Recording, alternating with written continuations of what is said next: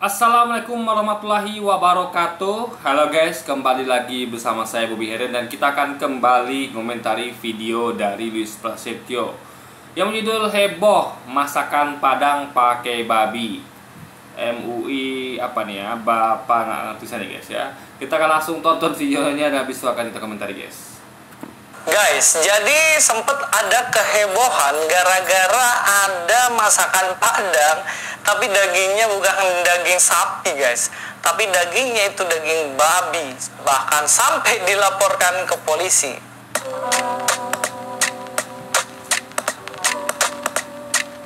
Assalamualaikum, selamat datang kembali di channel ini. Kali ini saya akan membahas seputaran informasi lagi yang mana ini berkaitan dengan babi.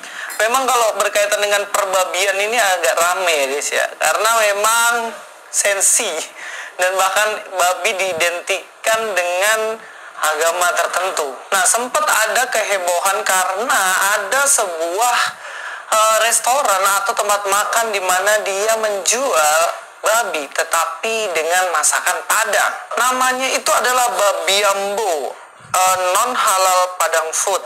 Jadi memang babi ambo ini, babi menunya itu dagingnya adalah daging babi dan memang dikatakan di situ sebenarnya non halal. Kalau dikatakan non halal berarti memang ini makanan ini tidak halal kan? Dan harusnya semua orang tahu, nggak mungkin kecele ya. Kecele itu nggak mungkin salah. Maksudnya apa?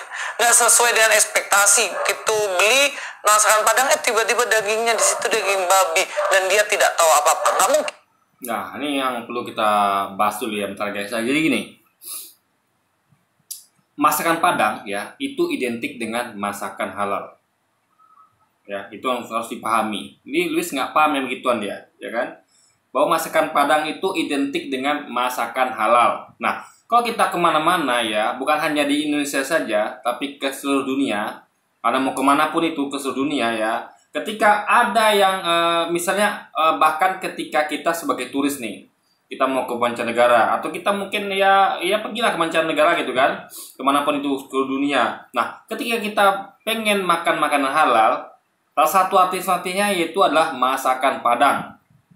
Misalnya nih, kita makan halal, kita cari makannya yuk. Aduh susah nih, luar negeri ini banyak masakan yang tidak halal, makanan tidak halal. Yaudah kalau gitu kita cari aja yang aman, yaitu ke restoran Padang gitu kan, atau masakan Padang. Nah, itu udah tahu orang semua guys.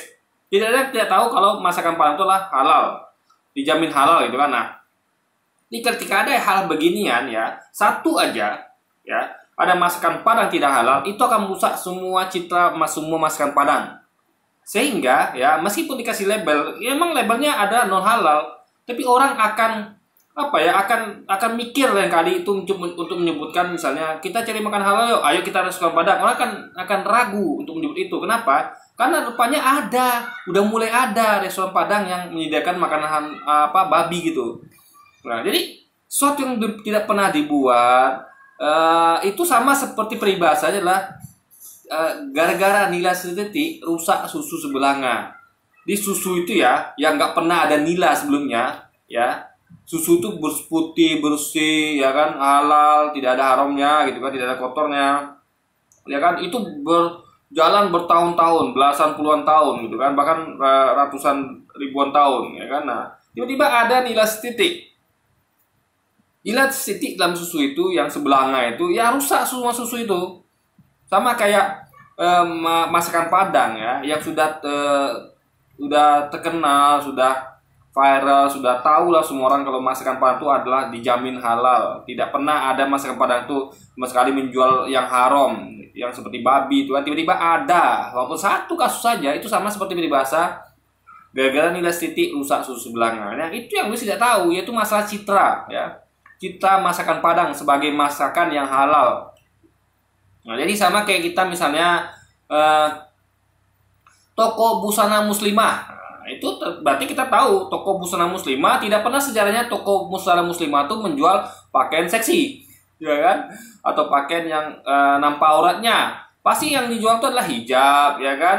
Baju mukena, lalu baju gamis, pasti itu dijual. Tidak pernah sejarahnya ada jadi toko busana muslimah itu menjual pakaian yang nampak auratnya. Jadi ketika misalnya kita kemanapun itu ke seluruh dunia, kita pengen bilang kita beli baju, tapi aku kan muslimah, aku nggak boleh beli baju yang nampak auratnya. Oke, kalau gitu kita ke toko busana muslimah. Nah itu sudah terjamin di dalamnya pasti tidak ada menjual, tidak pernah dan pasti tidak pernah ada menjual baju yang terbuka auratnya. Nah, jadi seketika saja satu aja toko busana muslimah yang menjual baju seksi yang nampak auratnya, itu akan merusak semua citra toko busana muslimah. Sehingga orang ketika kemana-mana ya kan di luar negeri, dalam negeri juga, kita mau kita yuk beli baju yang yang syar'i gitu kan, baju yang tutup aurat, baju muslimah. Oke, kita ke toko busana muslimah. Tunggu dulu. Toko busana muslimah sekarang udah ada loh yang jual baju seksi. Nah, itu gimana? Rusak citra semuanya. Jadi orang akan ragu untuk menyebut itu lagi. Belum toko busana muslimah itu kita teliti lagi nih. Nah, kan jadi kan repot, guys. Masa tuh rusak citranya gitu. Karena ini misalnya kayak gini kayak keluarga saya nih, misalnya atau keluarga Luis. Keluarga Luis itu citranya sudah dari dulu sudah baik, ya kan? Nah, tidak ada anaknya yang pernah mencuri gitu kan? Tidak ada anaknya yang pernah mencuri. Itu udah berlangsung belasan, puluhan, ratusan tahun, ribuan tahun. Keturunan Luis itu tidak ada yang pencuri, satupun tidak ada yang kriminal ibaratnya kan? Nah, tiba-tiba jadi orang ketika orang lihat kan ketika orang misalnya mau ambil ibaratnya citra udah bagus nih kan. Jadi orang tuh kalau mau sarankan mau berteman, mau berbisnis, mau besanan itu dengan keluarga Luis saja. Jadi ketika orang aduh aku susah cari jodoh nih, atau aku cari bukan bisnis susah nih, siapa yang dapat dipercaya ya? Aku mau cari menantu yang baik nih, siapa yang dapat dipercaya ya? Yang keluarganya itu adalah keluarga yang baik, keluarga yang tidak pernah kena kriminal. Orang akan nunjuk keluarga Luis. Nah, tiba-tiba ada satu saja keturunan Luis yang mencuri atau melakukan kriminal lainnya. Jadi ketika orang menunjuk keluarga Luis, itu sudah buyar harapan. Masa tuh, janganlah keluarga Luis. Dulu keluarga Luis memang dia mantap. Tidak ada satupun keluarganya yang kena kriminal. Tapi sekarang ada loh, ada anaknya misalnya melakukan tindakan kriminal. Nah, itu orang akan ragu untuk menyebut keluarga Luis sebagai rujukan kalau misalnya butuh rekan bisnis atau besanan atau apapun itu, guys. Nah, paham ya? Jadi sesuatu yang tidak pernah dibuat itu sekali saja dibuat ya, itu akan seperti peribahasannya adalah nilai setitik merusak susu belanga. Nah, itu yang perlu dipahami. Nah, lalu masalah sensitivitas ya. Ini gini ya, bagi seorang muslim ya Luis ya, yang semua lainnya teman-teman Kristiani perlu pahami, hukum makan babi dalam Islam itu sama seperti kalau Anda tidak paham ya, karena itu kan yang dilarang di agama Islam, agama kami ya. Sama seperti kita bawa ke seluruh manusia. Jadi apa yang dilarang dimakan oleh seluruh manusia, yang menjadi umum lah, biar anda tuh ngerti lah, yang sepakat kita semua apa yang haram, yang boleh makan. Nah, kita yakini kita nggak boleh makan daging kucing ya. Daging kucing. Kenapa? Karena kucing tuh binatang lucu. Masa ada tega makan daging kucing, ya kan? Atau daging manusia, ya. Yang umum ya, yang disepakati, yang disetujui semua manusia ya. Manusia-manusia yang apapun agamanya, apapun sukunya, ya, itu adalah makan daging kucing ya, sama dengan makan daging kucing atau makan daging manusia. Nah, jadi nggak bolehnya umat Islam makan daging babi sama seperti umat manusia ya, Luis ya nggak boleh makan daging kucing sama daging manusia. Jadi itu memang sensitif memang bagi umat Islam karena sesuatu yang dilarang ya nggak boleh. Sama ketika Luis nggak boleh juga makan daging kucing atau daging manusia. Nah sehingga jadi misalnya kalau kita bawa kan masakan Padang itu kan identik dengan masakan halal ya, yang pasti terjamin kehalalannya. Nah tiba-tiba kan jual daging babi ya kan, apalagi pakai bahasa Minang lagi ya, babi ambo. Padahal dalam adat budaya, kita ngomong budaya lah ini. Jadi Minang ini terkenal bukan hanya agamanya guys, tapi juga budayanya. Budaya Minang itu ya, kalau Anda tahu slogannya ya, adat bersandi sara sara itu berdasarkan pada kitabullah, yaitu Quran. Jadi adat Minang itu bersumber berdasarkan pada Quran. Makanya itu kenapa sebabnya masakan Padang itu halal. Karena umat Islam itu ya yang di Minang ya itu memang berpegang pada Al-Quran. Makanya terkenal sekali tuh guys. Jadi ngomong Minang, ngomong Islam. Memang bukan hanya bukan hanya ini termasuk bukan hanya daerahnya, tapi juga sukunya, budayanya. Budaya Minang itu bersumber pada Al-Quran, ya. Makanya slogannya adalah adat bersandi sara berdasarkan kitabullah atau Quran. Nah, itu perlu dipahami ya. Di budaya Minang itu sudah kental dengan budaya Islamnya. Jadi ketika ada yang yang kontra dengan itu, alias berseberangan atau bertolak belakang atau berkebalikan, kontradiksi dengan itu, akan menjadi suatu hal yang absurd gitu, suatu hal yang di luar jalur gitu kan, ibaratnya ya menyimpang lah guys, istilah gitu kan. Nah, lalu perlu dipahami juga ya jadi kita tuh harus mengerti tentang budaya, kasanah budaya negeri ini. Bahwa kalau ngomong jadi kita harus paham ya. Makanya itu kan udah dipakem. Misalnya kayak Anda sebagai seorang muslim kan, ibaratnya kalau kita cari masakan yang pasti halal ya. Karena kayak yang lain kan masih melakukan masakan Jawa atau masakan lain kan belum tentu. Tapi yang paling terkenal itu kan masakan Padang sebagai makanan halal. Sama kayak Anda misalnya kayak mau cari masakan yang ada babinya. Nah, itu biasanya ada masakan tertentu yang spesifik memang pasti ada masakan yang haramnya akibat babi. Contoh yang saya nggak salah ya, masakan karo kalau saya nggak salah ya. Koreksi kalau saya salah guys ya. Kalau saya nggak salah itu masakan karo itu memang jadi umat Islam pun tahu, oh masakan karo ini berarti mengandung babi atau yang haram lah bagi umat Islam. Berarti kita tidak akan pernah sebagai seorang muslim tidak akan pernah masuki restoran karo. Tapi kita akan kalau kita mau aman, kita akan masuki restoran Padang. Itu ya. Jadi itu sudah sesuatu yang sudah pakem gitu, yang sayang kalau diubah. Jadi kalau kita pun misalnya kalau ada masakan karo yang menjual halal, kita pun saya pribadi saya kurang setuju. Kenapa? Bukan dalam apa ya? Sebaiknya jangan gunakan masakan karo, ya. Kenapa? Karena nanti akan rancu, guys. Karena kita tahunya masakan karo adalah jual masakan haram, ya kan? Ada daging babinya. Nah, maka biarkanlah itu tuh ada koridornya. Jadi kita tuh nggak ragu-ragu lagi. Kita kan penting untuk menghilangkan keraguan, guys. Gitu.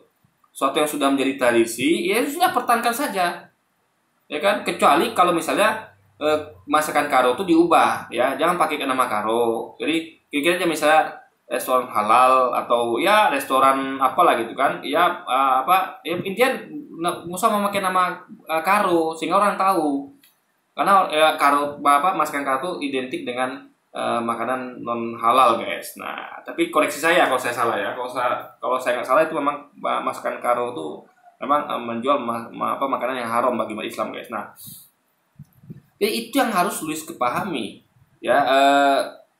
Jadi sebagai seorang yang tidak paham ya, bagi Luis ini saya yakin dia bukan orang Minang dan juga apalagi pasti bukan seorang Muslim. Jadi dia nggak tahu dengan hal ini gitu. Jadi yang tahu ini kan mengenai kalau kita sebut masakan Padang ya, babi itu haram, itu kan umat Islam dan orang Minang sendiri yang punya budaya Minang itu kan orang Minang, bukan orang Jawa kayak Luis ini.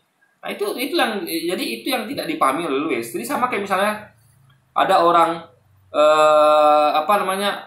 misalnya ada budaya Sakai, misalnya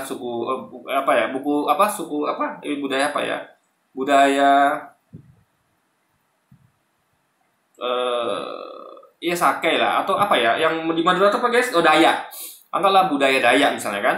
Nah misal budaya Dayak ini ada sesuatu yang dilarang di adat istiadat Dayak. Nah lalu anggaplah Dayak punya agama Dayak anggaplah kan, karena Dayak itu agamanya ada yang juga Islam, ada Kristen dan lain sebagainya. Tapi anggaplah ada agama nenek moyangnya suku Dayak juga, itu merupakan dari adat istiadat mereka. Nah yang paham itu kan mereka orang Dayak ini, bukan orang lain. Jadi ketika misalnya orang Dayak protes nih, aduh kenapa itu begitu gitu kan, karena dia merasa kalau suatu itu sudah identik dengan mereka. Ibaratnya orang Dayak tahu kalau misalnya apa ya ke situ gitu. Tiba-tiba itu berubah gitu kan. Tentu ketika orang Dayak protes ya, komplain, mereka yang tahu. Karena mereka yang punya budaya itu dan mereka yang apa ya, yang punya agama itu. Nah, orang di luar itu tidak berhak, dalam artian tidak paham, guys, tidak bisa merasakan apa yang mereka rasakan. Makanya kenapa orang-orang di luar itu sebaiknya tidak layak ngomong. Kenapa? Karena pasti dia akan bisa punya empati atau merasakan gitu kan apa yang mereka rasakan. Sama kayak orang kaya nggak bisa ya orang miskin rasakan, nggak bisa dia rasakan apa yang dirasakan orang miskin, kecuali orang kaya ini pernah miskin gitu kan. Nggak akan bisa deh, guys, ya kan. Orang empatinya pasti tidak akan seperti orang kaya yang pernah merasakan waktu miskin dulu, guys. Nah, itu perlu dipahami ya. Karena di sini babi ambo ini ditulis non halal Padang food, masakan Padang tetapi memang tidak halal karena ada daging babi. Jadi misalnya sama kayak restoran apapun di dunia ini ya, yang jelas yang nggak pernah sejarahnya biasa kan, misalnya kalau ada yang anggaplah ada lah nih yang restoran yang jual daging manusia, ada daging kucing di daerah mana bisa gitu kan, di dunia ini ada lah misalnya ya,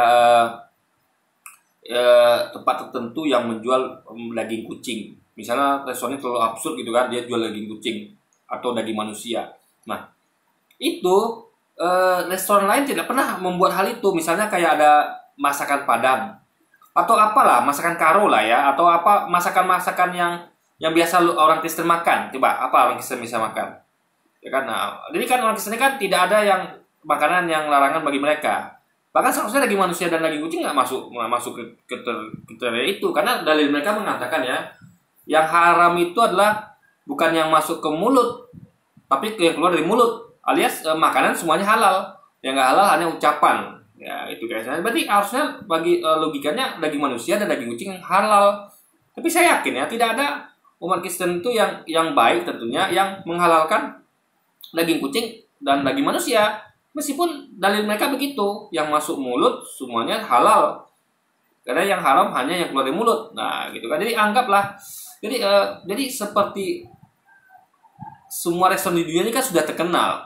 Ya, tidak ada yang menjual daging kucing atau menjual daging manusia. Tiba-tiba ada nih, ya satu aja restoran yang menjual daging kucing atau daging manusia. Apa yang terjadi? Orang seluruhnya akan protes ya. Ingat ya, orang seluruhnya akan protes karena itu menjadi kepercayaan bersama. Ya, hanya segelintir saja mungkin yang setuju dengan daging kucing dijual atau daging manusia dijual, karena segelintir. Tapi seluruh manusia hampir seluruhnya itu menolak hal itu. Nah, cuman kasusnya yang daging babi kan hanya umat Islam saja. Sehingga kita umat Islam protes ya, itu umat agama lain kan masih ada, sehingga tidak terlalu gemanya, tidak terlalu bergaung gitu. Nah, cobalah semuanya sepakat ya, anggaplah semuanya sepakat, anggaplah semuanya ini mengharamkan daging babi. Ya, umat Islam, Kristen, Hindu, Buddha mengharamkan daging babi. Sama kayak umat manusia mengharamkan daging kucing dan daging manusia. Itu kan jadi kekompakan.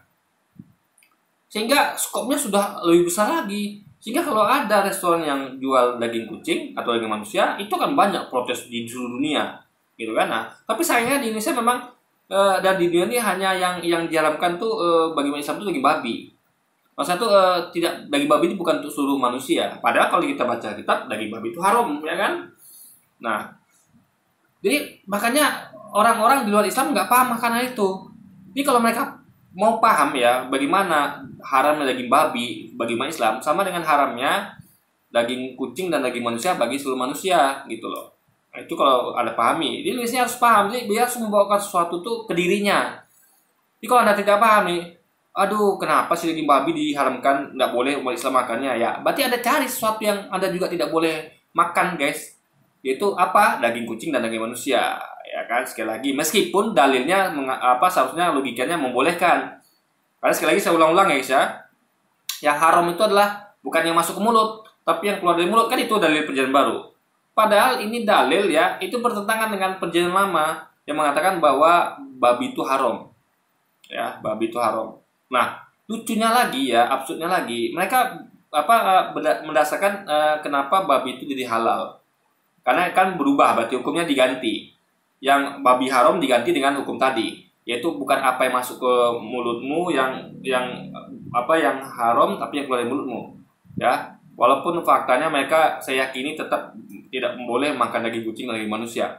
Nah, dengan dalil bahwa Yesus berkata, Yesus datang untuk menggenapi hukum Taurat dan kitab para nabi. Menggenapi dengan penyalibannya di kayu salib, dengan disalibnya Yesus, itu berarti dia telah menggenapi hukum Taurat, yaitu termasuk hukum makan babi, sehingga babi jadi halal. Nah, padahal mereka tidak mengerti arti kata menggenapi. Ya fatal di situ, guys. Arti kata menggenapi mereka tidak paham. Jadi menggenapi itu tidak sama dengan mengubah atau membatalkan. Ya, sekali lagi ya, menggenapi tidak sama atau bertolak belakang dengan merubah atau menghilangkan. Apa arti kata menggenapi? Ya, mereka harus belajar lagi nih tentang bahasa Indonesia yang baik dan benar, tentang apa arti kata. Menggenapi artinya adalah menambah sehingga lengkap. Ya, jadi menggenapi artinya adalah menambah sehingga lengkap. Nah, jadi tidak ada unsur pengurangannya, nggak ada. Justru yang ada itu ya dibiarkan lalu ditambah sehingga lengkap. Misalnya, saya menggenapi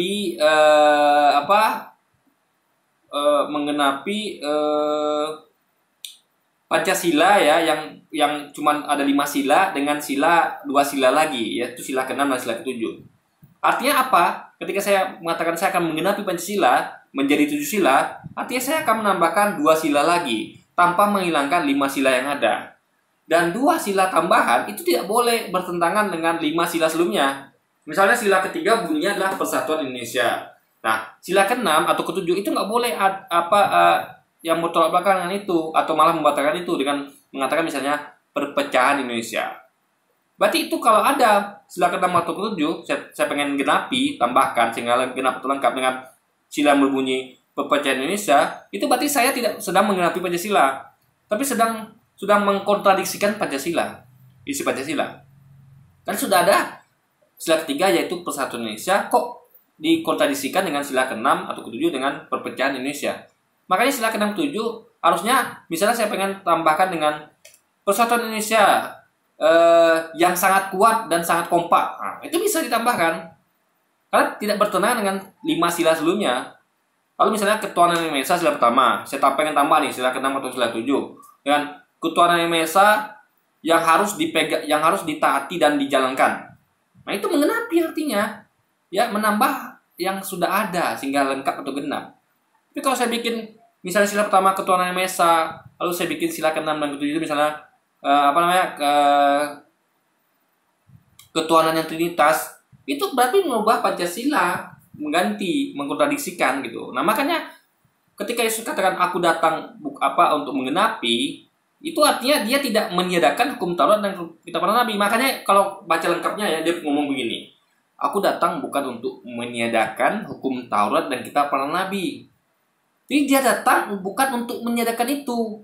Ini sejalan dengan arti kata menggenapi, bahwa menggenapi itu bukan meniadakan, tapi menambah sehingga lengkap. Ya. Tapi mereka malah menyangka bahwa menggenapi itu adalah meniadakan, mengganti. Pada Yesus katakan ya sambungannya ya, janganlah kalian menyangka aku datang untuk meniadakan hukum Taurat dan kitab para nabi. Yesus melarang untuk jangan menyangka. Janganlah menyangka bahwa Yesus datang untuk meniadakan hukum Taurat dan kitab para nabi. Nah, dia sambung lagi nih, berkuat lagi dengan kalimat berikutnya. Aku datang bukan untuk meniadakan. Jadi bukan untuk meniadakan, termasuk hukum makan babi. Tetap ada. Ya, aku datang bukan untuk meniadakannya, melainkan menggenapinya, alias menambah sehingga lengkap atau genap. Jadi hukum makan babi tetap ada, tetap dipakai. Bukan ditiadakan dan diganti dengan hukum yang haram adalah yang keluar dari mulut, bukan masuk mulut, bukan gitu guys. Makanya perjanjian baru itu isinya bertolak belakang dengan perjanjian lama, sehingga itu tidak justru melanggar statement Yesus yang mengatakan aku datang bukan untuk meniadakan hukum Taurat dan kitab para nabi. Nah, tapi faktanya mereka malah menyangka Yesus datang untuk meniadakan hukum Taurat dan kitab para nabi, ya. Padahal tidak itu yang terjadi sebenarnya guys. Itu perlu dipahami ya. ini ya. Dan ini ternyata ada yang tersinggung, bahkan dikatakan tersinggung ada nasi padang babi.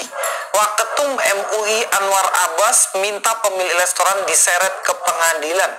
Nah, masalah ini ternyata baru-baru aja karena diposting juga ini beritanya 10 Juni 2022.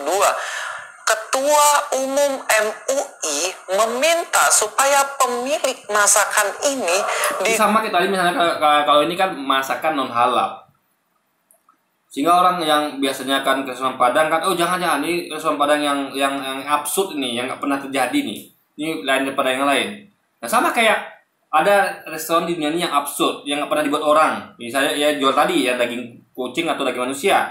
Walaupun di tempel bacanya adalah non biasa atau non normal atau abnormal, tetap orang akan kompak di dunia ini protes. Kok ini kok daging kucing dijual? Kok daging manusia dijual? Karena apa? Karena daging kucing dan daging manusia itu ada seharusnya larangan bagi seluruh manusia. Kompak mereka kan. Tapi sayangnya babi hanya untuk umat Islam yang haram. Sehingga yang bersuara hanya orang Islam. Coba kalau babi juga diharamkan bagi orang Kristen, diharamkan bagi orang Hindu Buddha, pasti semua akan kompak bersuara. Ya kan? Nah, jadi Anda harus pahami ya konteks ini. Kenapa yang sensitif atau yang protes hanya umat Islam dan juga orang Minang. Karena budaya Minang itu adalah budaya Islam, ya kan? Jadi Islam itu identik dengan Minang. Jadi kenapa hanya orang Minang dan orang Islam yang protes? Ya karena itu haram bagi mereka. Nah, kalau Anda mau lihat orang dunia protes, ya yang cari yang haram bagi seluruh manusia, itu daging kucing atau daging manusia, guys. Nah, itu saya mesti ketahui ya. Bukan hanya masalah ada yang menjual daging babinya, lalu kan tetap ada yang makan halalnya. Ya tinggal cari yang makan halal lainnya misalnya kan. Nah, ini berarti yang nggak paham ya. Dalam Islam itu bukan hanya perkara ada makan daging babinya saja, tapi semua tempat wadah ya yang bercampur dengan daging babi, seperti masak dengan kualinya, masak daging babi, habis masak daging babi, dimasak lagi daging lainnya atau masakan lain, itu haram. Masakan lain itu ikut kena kontaminasi dengan daging babi itu. Atau piring sendok yang digunakan untuk nyendok daging babinya, untuk makan daging babinya, itu dipakai untuk yang lain tuh terkontaminasi, guys, nggak bisa pakai lagi untuk yang lain. Karena syaratnya harus dicuci ya, karena daging babi itu kan najis bagi umat Islam. Itu harus dicuci dengan 7 kali ya pasir yang bersih ya, pasir ya. Juga harus disiram dengan air mengalir 7 kali. Jadi repot sekali, guys. Jadi dan lagian apa orang tahu dengan apa yang ada di dapur? Anggaplah misalnya pihak restoran itu sudah mengatakan, oh ini kita masaknya pakai kuali yang berbeda.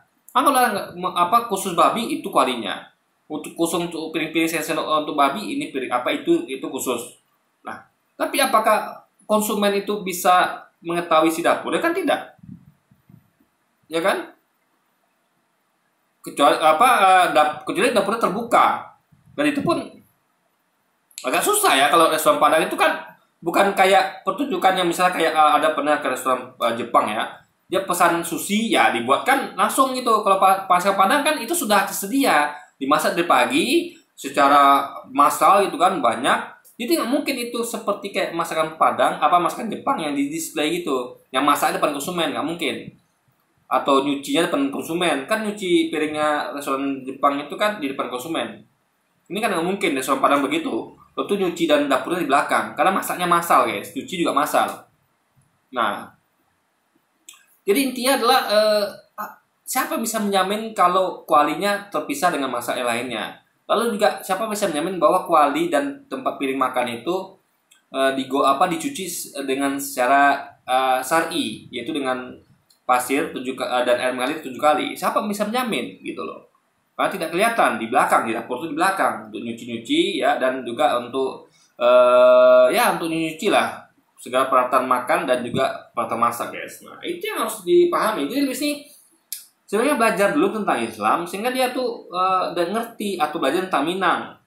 Minimal meskipun dia bukan orang Islam atau bukan orang Minang, belajar dulu tentang apa itu Islam, apa itu Minang gitu kan, apa budaya Minang, apa agama Islam, apa yang dilarang di agama mereka, apa yang dilarang di budaya Minang gitu. Jadi sehingga lu itu paham ya, meskipun dia tidak merasakan ya, minimal harusnya sedikit ada empati lah. Sama kayak gini, orang kaya ya, dia tidak akan pernah merasakan apa yang orang miskin rasakan. Ya, tidak akan pernah guys, karena dia tidak pernah merasakan jadi miskin.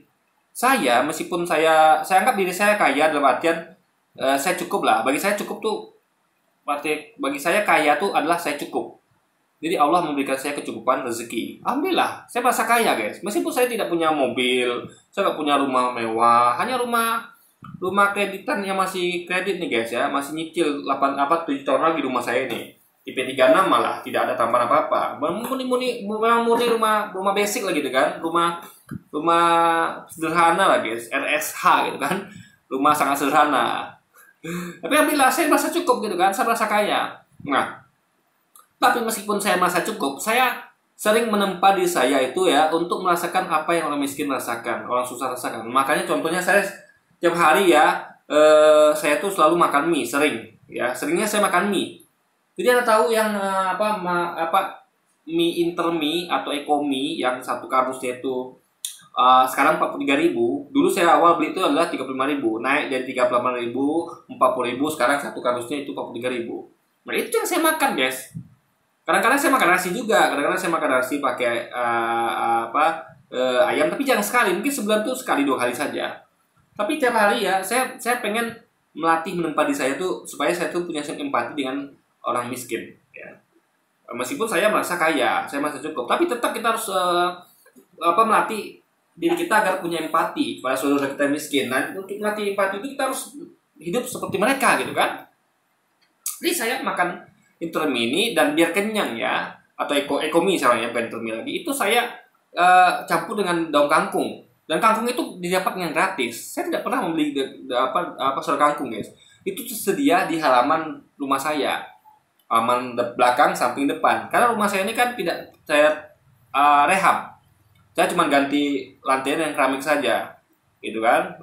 Sisanya tidak saya tambah-tambah, tetap ditanam, sehingga saya punya lahan di belakang, samping dan depan yang itu tumbuh kangkung secara liar, dan itu yang saya masak pakai mie instan ekomi ini. Nah, itu saya lakukan tiap hari. Untuk apa? Untuk menempa diri saya sehingga saya merasakan apa yang orang miskin rasakan. Jadi meskipun bagi sebagian orang itu masakan yang tidak enak atau mungkin ya kurang lah, atau ya kurang layak, tapi bagi saya ketika saya makan itu ya saya bahagia, happy. Kenapa? Saya bersyukur. Kenapa? Karena saya tahu di luar sana saudara saya yang miskin tuh banyak yang bahkan nggak bisa makan guys, yang bahkan yang mereka tuh tak apa yang mereka makan gitu kan. Sehingga ketika saya melihat ada orang miskin, saya gampang tersentuh. Bahkan saya jujur ya, kalau saya melihat ada orang susah, orang miskin itu ya, apalagi kalau anak-anaknya sampai terbawa, saya seringkali melihat ya, aduh, ini saya nggak tahu kemana pemerintah kita ini gitu kan. Makanya saya sampai pengen jadi pemerintah guys, saya pengen jadi wali kota, gubernur, presiden, untuk membantu orang-orang kita yang susah. Anda tahu, di daerah saya aja ya, ini di Kabupaten Kampar, ini sekaligus video untuk kritik bagi pemerintah Kabupaten Kampar ya. Juga Kabaru saya juga pernah menemukan banyak guys. Ini rakyat kita susah ya, saking susahnya ya. Jadi mereka tuh mulung ya, ibu dan anak. Anda bayangkan, ibu dan anak. Anak kecil yang harusnya tuh di rumah bermain-main, sekolah gitu kan, harus mulung dengan ibunya. Saya lihat seorang ibu dengan 1 anak atau 2-3 anak itu berjalan beriringan mulung guys, ya kan? Berapa hasil mulung itu, ya kan? Anaknya bahkan yang nauzubillah guys, kecil masih guys, ya kan? Di bawah 5 tahun. Itu digandeng sama orang tuanya. Ada yang TK, ada yang SD, ada yang SMP, ya kan? Yang SMA saya belum pernah lihat. Yang saya lihat tuh selalu SMP ke bawah guys. Digandeng orang tuanya, mereka mulung sama-sama. Itu saya sedih guys. Saya sering menangis melihatnya. Nah, bagi orang kaya yang tidak pernah merasakan susah ya, yang susahnya tuh bukan hanya harus karena memang keadaan susah, tapi memang dia tuh mau menempa dirinya agar dia tuh hidup susah seperti saya misalnya. Saya rasa tidak akan bisa menangis dengan hal itu, karena mereka tidak merasakan apa yang mereka rasakan. Saya sudah merasakan. maka saya gampang tersentuh, guys. Saya sering menangis melihat hal itu, guys, ya kan? Sampai saya geram gitu kan. Kemana pemerintah kita? Kalau bisa saya dikasih kesempatan, saya akan menggantikan posisi gubernur itu, wali kota, gubernur, presiden. Saya tidak tega melihat orang ini, guys. Nah, kalau saya nih apalah? Saya bukanlah orang yang kaya. Saya hanya orang yang hidupnya cukup. Jadi karena saya juga harus punya keluarga yang harus saya perhatikan, sehingga saya tentu harus mendahulukan keluarga saya. Karena kalau tidak zolim gitu kan. Karena kita tuh harus berangkat dari keluarga kita. Kalau keluarga kita sudah kita cukupin. Kalau saya nggak masalah, saya biarlah makan mie atau hidup susah, tapi jangan keluarga kita gitu kan. Nah, setelah keluarga kita itu sudah kita cukupi, baru kita berangkat ke situ. Makanya ke saya merasa belum mampu, guys, belum mampu. Jadi kalau cuman kita kasih, saya kasih misalnya 10.000, 20.000, 50.000 itu kan. Kadang-kadang saya kasih kalau ada rezeki. Tapi saya merasa itu kurang, guys. Apalah arti uang bagi mereka tuh? Memang sih bagi kita nggak ada arti. Bagi mereka mungkin ada orang bilang itu berarti. Maksud saya yang arti yang besar, yang bisa mengubah hidup mereka. Pada kasih mungkin cuma 10, 20.000, 50.000 itu mungkin bisa untuk makan mereka berapa hari, itu berapa minggu. Kalau mereka hidup hemat. Tapi saya kan juga 50.000 nggak bisa lah untuk berapa minggu. Paling berapa hari. Nah, lalu bagaimana selanjutnya? Ketika Anda kasih 10.000, 20.000, 5.000, 50.000, besok mereka akan Anda lihat lagi mulung gitu. Jadi itu tidak menuntaskan masalah. Makanya kita harus jadi orang kaya, guys, ya. Harus orang kaya. Atau kita harus memegang jabatan. Nah, kenapa? Karena orang-orang yang pernah merasakan hidup susah, yang punya empati kepada fakir miskin, itu dia akan mau tergerak untuk membantu fakir miskin, guys. Makanya penting bagi orang-orang seperti ini ya, kayak orang-orang seperti saya bukannya ria, guys ya. Maksudnya tuh saya merasa ya, gak usah saya deh, orang-orang yang lain yang menempa dirinya seperti saya gitu. Nah itu harusnya jadi wali kota, gubernur atau presiden atau orang kaya, sehingga bisa membantu dengan tuntas masalah ini. Sehingga tidak akan lagi ada hal-hal yang membuat kita sedih ya, bagi orang-orang yang seperti kita yang biasa, yang pernah merasakan hidup susah ya, yang tiap hari memang nempa kita dengan hidup susah, yang kita tuh mengerti perasaan mereka, itu tidak akan ada lagi orang-orang seperti itu di jalanan, guys. Ya kan? Jadi ini sangat menyedihkan. Kemana pemerintah kita? Kemana orang-orang kaya di antara kita? Kemana? Nah, ini kita kembali ke hal ini ya. Makanya sama kayak Luis nggak pernah jadi Muslim atau mempelajari Islam. Dia tidak paham gitu tentang bagaimana perasaan umat Islam mengenai daging babi, ya, sesuatu yang diharamkan. Sama kayak umat manusia, bagaimana perasaan mereka ketika ada mereka mendengar atau melihat adanya dijual daging kucing atau daging manusia, guys. Nah, itu yang perlu dipahami. Seret sampai ke pengadilan. Loh, emangnya ini kriminal kah? Kriminal itu ketika memaksa orang memakan makanan itu tetapi tidak dikasih tahu bahwa itu babi, atau sudah tahu itu babi dipaksa untuk makan. Nah, mungkin itu pemaksaannya. Misalnya mungkin kriminal karena menggunakan kekerasan, pemaksaan. Kenapa dikatakan bisa dibawa ke kriminal? Karena perbuatan tidak menyenangkan. Ya, itu masuk dalam kategori perbuatan tidak menyenangkan. Ya kan? Menodai budaya. Ingat ya, budaya Minang itu adalah budaya Islam. Maka slogannya adalah adat bersandi syarat, syarat bersandi kitabullah. Adat Minang itu adalah Islam.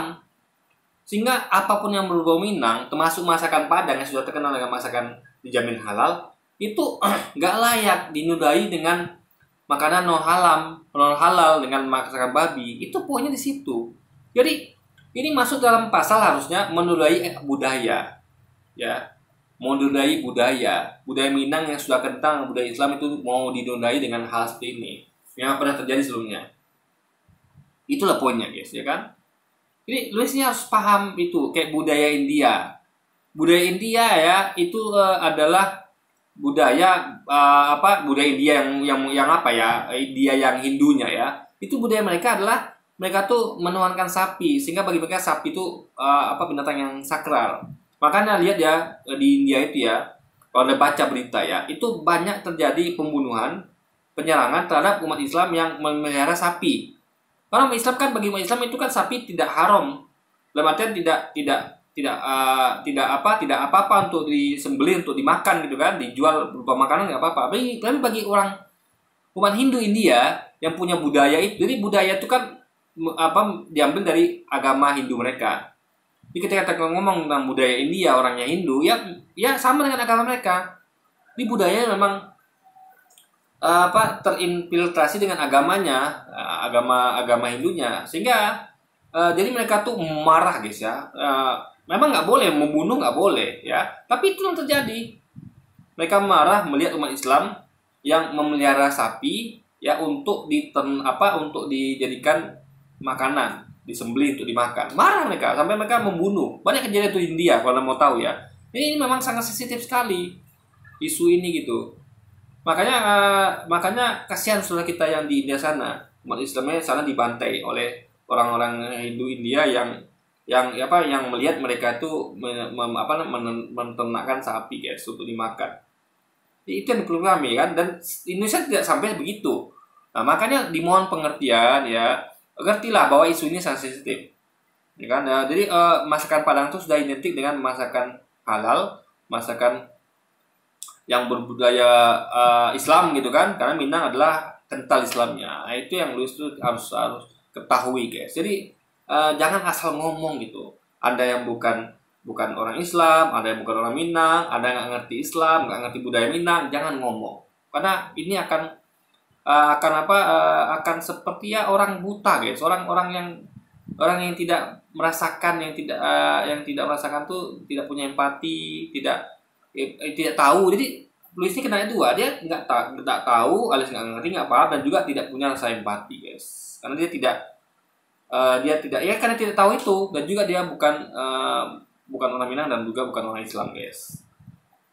Banyak, tapi di sini bahkan ditulis tidak halal. Silakan kalau mau beli, nggak beli juga nggak masalah. Tapi kok ini sampai diseret ke pengadilan? Ternyata setelah saya membaca beberapa referensi, persoalannya ini bukan masalah beli nggak masalah. Ya coba kita bawa kembali, saya ulang-ulang nih guys. Saya sengaja ulang-ulang biar dipaham, ya kan? Kita bawa ke seluruh manusia deh. Apa yang kita sepakati bersama bahwa itu adalah nggak boleh atau haram. Ya, kalau Anda tidak paham ya, kita bawa ke seluruh manusia. Yang kita sepakati adalah nggak boleh dimakan itu adalah daging kucing dan daging manusia. Jadi apa tanggapan Anda, Luis ya, kalau ada toko restoran yang menjual daging manusia atau daging kucing? Coba. Ya kan? Biar kena juga ke Anda nih. Karena daging babi kan hanya umat Islam saja yang nggak boleh makan. Tapi kita bawa ke seluruh manusia, termasuk Anda yang juga nggak boleh, yaitu daging kucing dan daging manusia. Apa tanggapan Anda, Luis ya, kalau ada restoran yang jual daging manusia atau daging kucing? Tulis di kolom komentar ya. Saya ingin minta jawaban Anda. Kalau memang ada cerdas gitu kan. Nah, jadi jangan asal ngomong gitu. Jadi Luis ini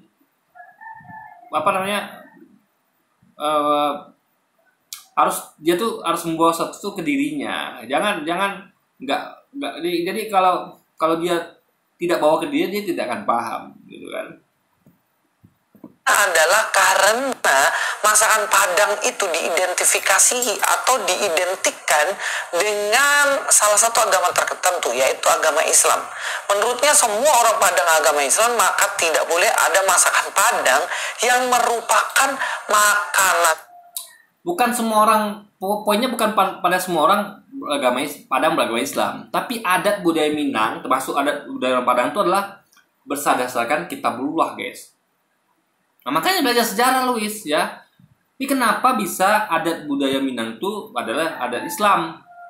Ya, budaya kental Islamnya. Ini sama kayak Arab ya. Arab Saudi itu dulu adalah zaman jahiliyah, sama kurang lebih dengan zaman jahiliyahnya orang Minang terdahulu. Di mana dulu orang Arab jahiliyah nih, mereka tuh suka mabuk-mabukan, berzina, maksiat.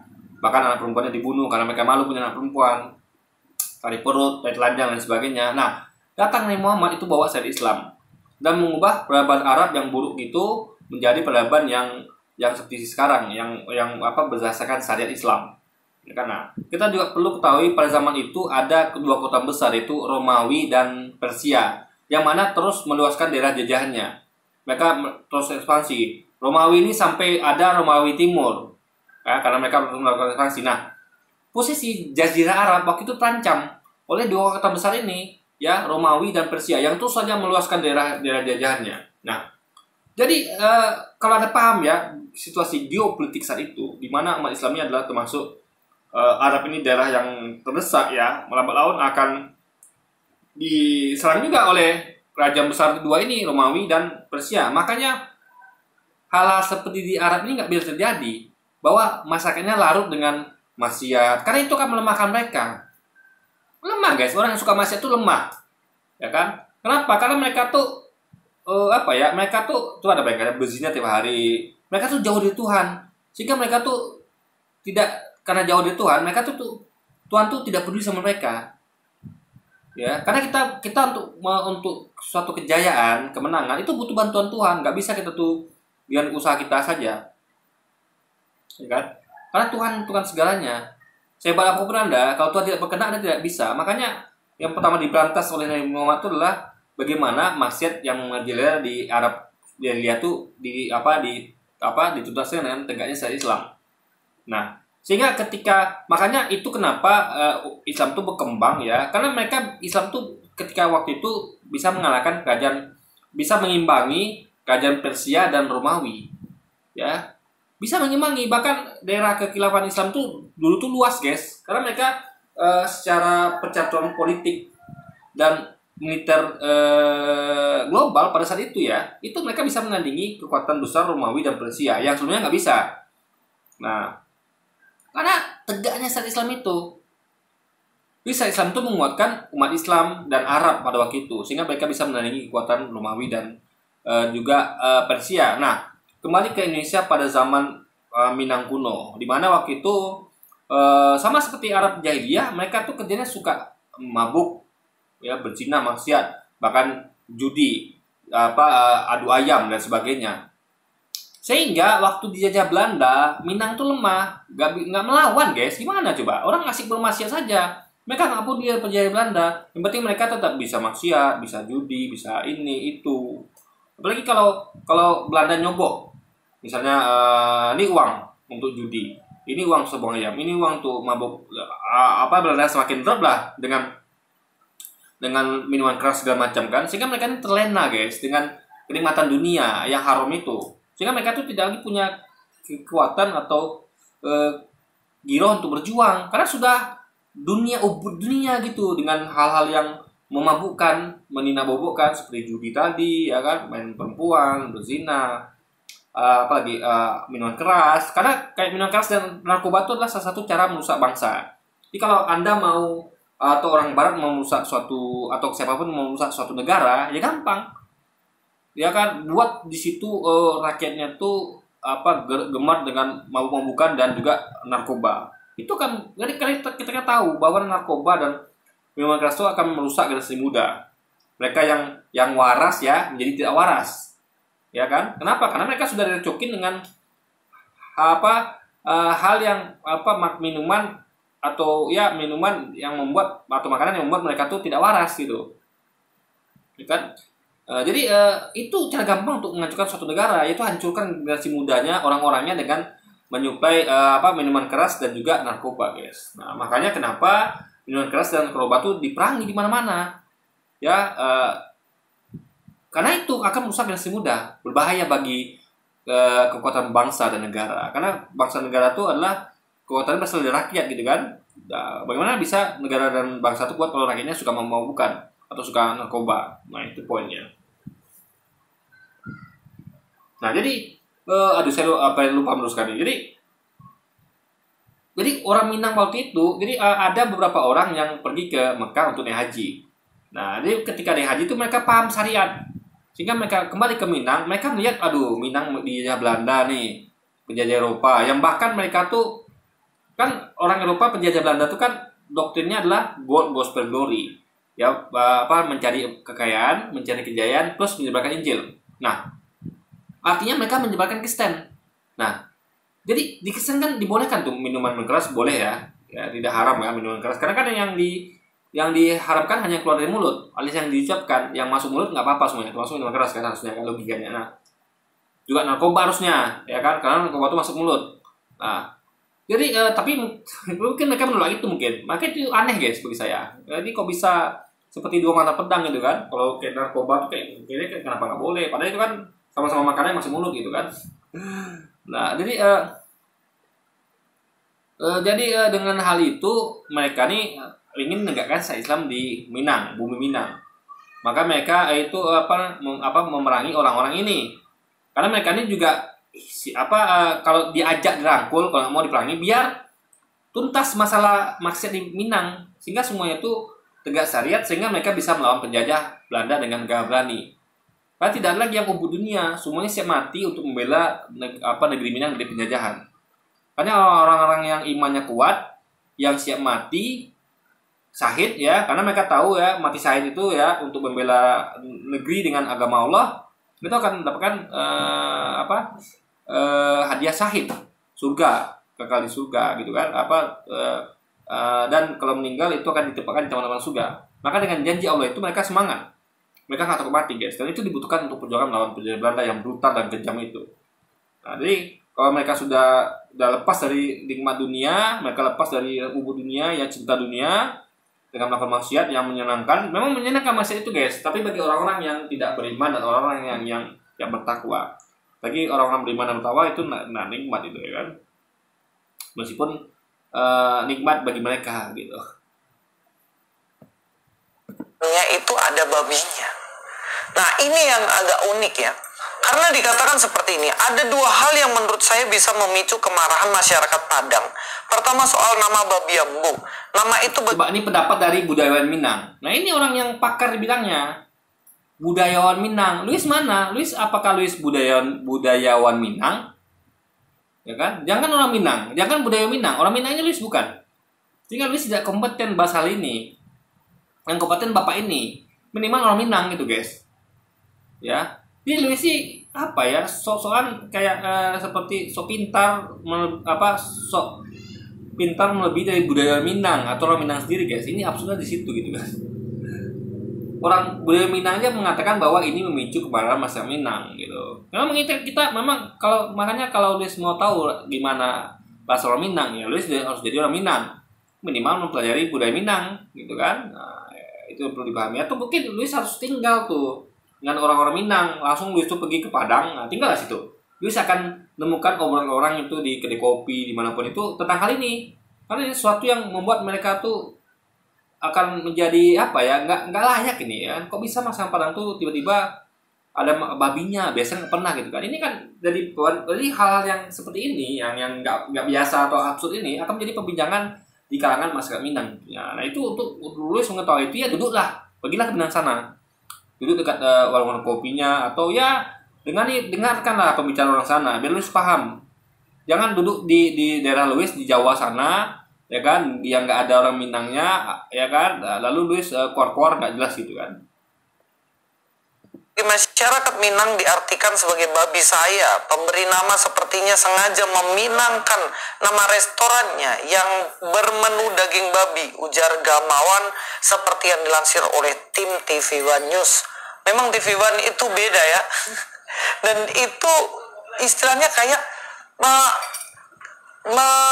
melecehkan atau menghina masakan Padang gitu.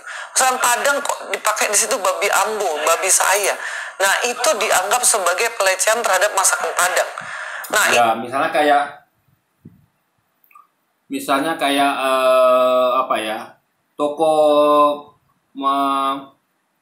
Muslim, toko busana Muslim ya kan, pakai bahasa Arab lagi, toko busana Muslim subhanallah gitu kan. Nah tiba-tiba toko busana Muslim tuh, toko busana muslimah tuh ada temukan pakaian seksi atau sesuatu yang larang, misalnya kayak corak-corak salib, coba. Jadi selain menjual baju-baju yang halal ya kayak busana muslimah yang gamis, baju kurung atau mungkin hijab, tapi juga menjual baju-baju atau pakaian yang ada corak salibnya atau ya yang pakaian seksi. Padahal tokonya adalah toko busana muslimah subhanallah atau toko busana muslimah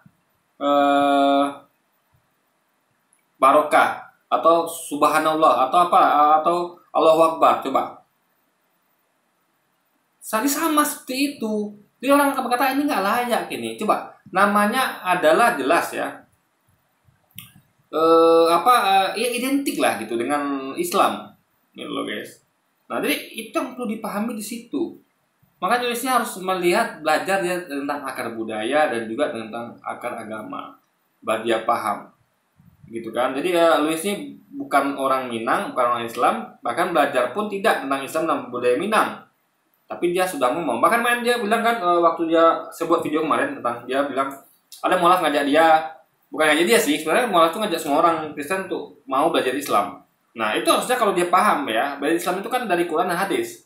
Tapi Luis ini ya ngakunya mau belajar, maka dia katanya dia sudah belajar. Tapi saya yakin belajar dia itu adalah bukan belajar sebenarnya, tapi dia mencecek salah dari dari agama Islam. Nah, salahnya dia absurd, guys. Kita kan belajar Islam itu kan bersumber dari Al-Quran dan hadis, bukan yang lain. Dia malah belajar dari kisah-kisah Israiliyat. Padahal sumber-sumber dari kisah-kisah Israel itu bukan dari umat Islam, bukan dari Nabi Muhammad, tapi dari orang-orang zaman dahulu, cita-cita legenda yang terjadi pada orang-orang Israel. Itu adalah kisah Israiliyat, dan dia belajar di situ, kan nggak nyambung. Gimana dia mau paham Islam? Ya kan? Jadi kita ngerti banget, dia memang belajar itu untuk mencari kesalahan. Akhirnya dia bertanya. Ya, bertanya, tapi pertanyaannya konteksnya adalah menyalahkan. Ya, ini kisah ini mana apanya di Quran? Ya nggak ada lah. Wong itu kisah Israiliyat. Jadi kisah Israiliyat itu kan saya bagi waktu itu kan 3. Islam membagi 3 tentang kisah Israiliyat, legenda dari Israel kuno. Itu pertama yang dipastikan benar karena Muhammad membenarkannya. Jadi para sahabat itu ketika mendengar dari kisah-kisah Israiliyat, mereka akan menanyakan kepada Nabi, Nabi ini benar nggak kisahnya? Nah, kalau Nabi membenarkan dan Quran juga menceritakan hal yang sama, turun firman Allah tentang hal yang sama, tentang kisah-kisah Israiliyat yang kenapa Allah juga menceritakan sama di Quran, karena itulah ada hikmahnya.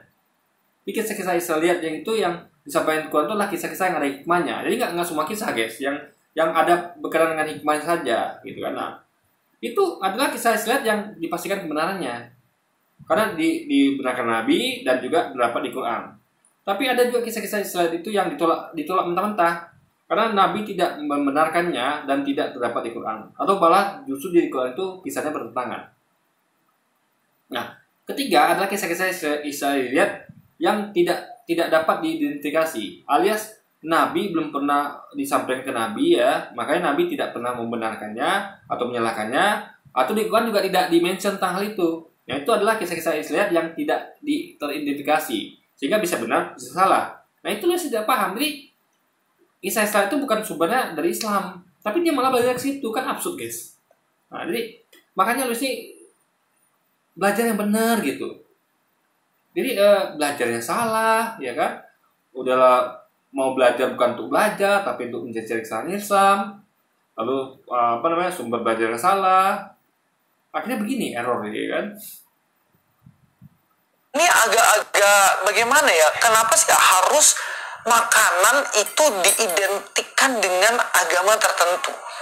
Kalau kita tahu sendiri makanan di Arab sana ya tentunya nggak cuma orang. Ini masakan loh, makanan yang sudah memang itu memang sudah begitu dari adanya. Masakan Padang itu identik dengan halal food. Sama kayak masakan Karo ya, kalau saya nggak salah sekali lagi ya, tolong yang tahu kolom komentar benar apa tidak. Karena tahu saya ya, masakan Karo itu lah masakan non halal. Sama seperti masakan Karo yang non halal itu orang tahu itu memang masakan non halal. Sehingga orang Islam itu tidak akan masuk ke situ. Saya sering jalan kemana-mana itu saya menemukan ada masakan khusus Karo. Saya nggak masuk. Saya tahu ini pasti makanan non halal gitu kan. Jadi nggak perlu sebutkan situ masakan non halal, kita udah tahu. Nah, sama kayak misalnya kayak apa ya? Misalkan yang terkenal kayak haram lah. Yang masakan apa lah gitu guys? Yang dari tempat tertentu, yang memang adatnya memang itu. Nah, itu kita tidak sentuh. Jadi memang sudah gitu adanya, ya sudah biarkan saja. Jangan diotak-atik. Kenapa? Karena nanti orang akan bingung, akan rancu, sehingga orang tuh tidak lagi punya patokan. Paham ya? Nggak lagi punya patokan. Sehingga ketika sesuatu itu sudah berubah, misalnya kayak contoh apa lagi misalnya kayak misalnya kita udah tahu nih, kalau ada orang jual air galon, itu berarti air galonnya pasti basah dan layak minum, ya kan? Nah, tiba-tiba ada penjual air galon yang juga menjual air apa ya ibaratnya, air untuk air aki lah ibaratnya guys. Sehingga orang akan bingung, apa namanya, ini air galon kok tiba-tiba ada jual air aki juga. Ibaratnya apa ya? Bukan air aki lah ya, apa yang kebaikannya itu ya. Intinya adalah sesuatu yang tidak mencerminkan tempat itu. Ibaratnya apa lah ya gampangnya, kita itulah busana, toko busana muslimah tiba-tiba jual busana yang ada logo apa corak salibnya atau pakai seksi. Itu kan merusak citra dari, ini kita ngomong masa citra guys, citra yang sudah yang mas sengaja diciptakan begitu sejak dahulu, kayak masakan apa karo, masakan apa Padang, atau toko busana muslimah gitu kan, atau toko apa ya, toko busana Kristen misalnya, tiba-tiba toko busana Kristen tuh menjual pakaian muslim. Nah, itu kan apa namanya, orang akan ini, aduh kok kenapa bercampur gitu kan. Jadi biarlah spesialisasi itu ada, sehingga orang-orang tidak akan rancu, tahu oh kita mau cari masakan halal, oh berarti kita pergi ke masakan Padang. Nah, orang-orang yang mencari masakan non halal juga gampang juga. Oh, kita mau cari masakan non halal yang pasti ada babinya, ya kan? Ya, daripada cari restoran umum, ya cari aja memang kayak masakan karo atau masakan yang memang udah terkenal itu memang menjual daging babi. Kan enak begitu. Jadi terpetakan dunia nih guys. Umat Islam akan gampang cari makanan halal, orang-orang Kristen juga gampang cari makanan yang haram gitu kan, kayak babi ya gitu. Jadi poinnya adalah itu sudah pas, sudah bagus itu. Jadi memang harus ada spesifikasi, identifikasi apa spesifikasi. Ada memang secara umum menjual itu nggak penting ya. Yang penting ada memang di antara semua yang umum itu yang kita nggak bisa identifikasi apakah itu memang khusus makan halal atau khusus makan haram ya. Dengan harus didampingi dengan apa restoran atau masakan yang khusus makanan halal dan khusus makanan non halal, sehingga orang-orang yang mau mencari masakan halal akan pergi ke toko apa restoran makanan halal. Mereka langsung tahu oh itu restoran makanan halal pasti halal, nggak bingung-bingung kayak masakan umum yang harus cek sesuatu gitu kan. Nah, atau orang yang memang sengaja nyari daging babi, mereka tinggal pergi ke restoran non halal kayak restoran karo misalnya, sehingga mereka tidak lagi ragu-ragu gitu, pasti situ ada barangnya gitu loh guys. Nah, itu poinnya. Ini itu adalah untuk memudahkan sebenarnya gitu kan, bagi yang butuh makanan halal dan bagi yang butuh makan babi gitu loh. Islam yang makan, bahkan di Arab sana orang Kristen pun makan makanan khas dari Arab. Nah, lalu dikatakannya orang Kristen makan makanan khas Arab, dia berarti nggak paham. Bagi orang Kristen, masakan apapun itu tidak haram kan? Tapi jangan samakan dengan orang Islam yang makan babi itu haram. Sama kayak misalnya ada orang ya, yang bagi dia makan daging manusia dan daging kucing itu halal, kayak Sumanto. Lalu Anda mau samakan misalnya kita nggak boleh makan daging kucing dan daging manusia. Lalu kenapa Sumanto boleh? Gak bisa bandingkan Sumanto dan kita, gak bisa guys. Sumanto kalau Sumanto, kita tetaplah kita. Orang Kristen orang Kristen, dia dibandingkan dengan Islam. Kristen itu tidak ada larangan, Islam ada larangan. Sama kayak gini nih, anak kita itu dilarang, anak saya nih misalnya dilarang untuk keluar rumah lewat jam 10 malam kan? Harus pulang sebelumnya 10 malam. Nah, anak lu bebas mau pulang lewat 10 malam, mau pulang pagi, nggak pulang sekalian berapa hari, berapa minggu, berapa bulan, bertahun-tahun, bahkan selamanya nggak apa-apa bagi dia. Nah, jangan samakan dengan anak saya gitu. Jadi Luis jangan pernah menyamakan sesuatu yang tidak sama. Ya, bagi orang itu haram, jangan Luis samakan dengan bagi orang itu halal. Bagi umat Islam, daging babi itu masalah, haram bagi mereka. Bagi orang Kristen, makanan halal nggak masalah bagi mereka. Jadi Luis nggak paham dengan hal itu guys, ya kan? Ini sebenarnya gampang loh, seharusnya kan dipahami. Masa gini aja dia nggak paham gitu kan? Jadi ketika umat Islam makan daging babi, itu beda kasusnya dengan umat Kristen makan daging makan Arab. Umat Islam nggak boleh, umat Islam boleh. Nah, itu bedanya guys. Masa dia nggak paham dengan hal sederhana ini gitu kan? Kalau tadi sendiri dikatakan oleh budayawan Minang ya, katanya ini memicu kemarahan masyarakat Minang. Rumah makan Padang jual olahan babi dan pakai nama babi ambo. Jadi saya dengar-dengar juga ada anggota dewan juga yang ikut mengomentari barang ini, sehingga dikatakan bagaimana ini benar-benar menodai masakan Padang.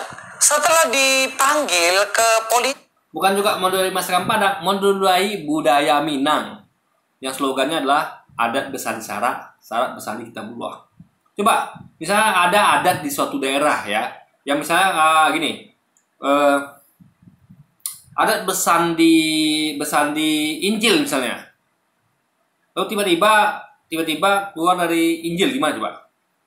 Atau tiba-tiba budaya itu masakannya atau apapun itu ya ada melanggar Injil, gimana coba? Atau melanggar kitab. Misalnya ada budaya, slogan suatu budaya adalah budaya berdasarkan atau ada berdasarkan dari Alkitab. Tiba-tiba ada masakannya yang bertentangan dengan Alkitab, gimana coba reaksinya? Nah, sama seperti ini. Ketika adatnya kental Islam ya, berdasarkan kitabullah, artinya semua yang melanggar kitabullah atau Quran akan menjadi hal yang absurd gitu. Nah, ya makanya harus paham dengan hal ini gitu kan, hal seperti ini. si pemiliknya sendiri memberi pengakuan. Dalam berita ini dikatakan alasan pemilik beri nama usaha nasi padang babi ambo. Jadi pada waktu itu corona, tentunya corona itu makanan tuh nggak bisa atau restoran nggak bisa buka ya, karena memang orang nggak boleh makan di tempat atau boleh bungkus. Nah, kesempatan ini dipakai oleh pengusaha muda ini untuk membuka sebuah kreativitas, yaitu masakan Padang tapi menunya babi, karena di lingkungannya sendiri semuanya orang makan babi, sehingga ini dipakai dia peluang usaha untuk membuka usaha makan, yaitu ya. Tapi kenapa melanggar adat, melanggar budaya, melanggar agama? Dia kan bisa bikin masakan babi, ya kan?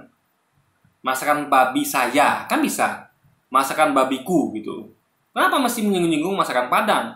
Apa dia nggak tahu bahwa ini berkaitan dengan budaya dan agama? Di mana budaya ada Padang Minang itulah berdasarkan dari Islam. Nah, itu harus dipahami guys. Dia sih nggak ngerti konteksnya, ya kan? Bukan masalah pada ini, tapi labelnya itu kenapa kok bawa-bawa masakan Padang, ya? Itu poin di situ. Bukan masalah dia silakan dijual daging babi silakan, ya. Mau komunitasnya di sekitar dia halal makan babi silakan, nggak ada yang larang, nggak ada orang mengatakan orang kan harus nggak boleh makan babi, nggak ada. Silakan mau makan babi, mau jualan babi silakan, tapi jangan menciptakan itu kepada masakan Padang gitu loh, karena ini akan memicu kemarahan orang-orang Minang dan juga orang-orang Islam lainnya, karena mereka tahu saudara-saudara mereka orang Minang itu adalah budayanya budaya Islam, ya kan? Karena adanya slogannya adalah adat besar di syarat besar di kitabullah alias Quran guys. Kanan babi atau olahan babi yang dipakai bumbu rendang atau bumbu dari masakan Padang. Jadi dari sini ini sebenarnya kita harus acungi jempol, karena ini kreativitas seseorang membuka peluang usaha ketika di masa-masa sulit. Gak ada masalah dengan kreativitas, gak ada masalah dengan membuka peluang usaha di masa-masa sulit, itu bagus. Tapi jangan menghalalkan segala cara, itu poinnya, ya. Jangan menghalalkan segala cara. Kita tidak menyalahkan kreativitasnya, nggak menyalahkan peluangnya, enggak. Tapi caranya salah, gitu loh guys. Ya, paham ya? Misalnya Luis kepepet nih, corona, Luis butuh uang. Lalu timbul kreativitas, peluang usaha. Lalu dia tiba-tiba membuat toko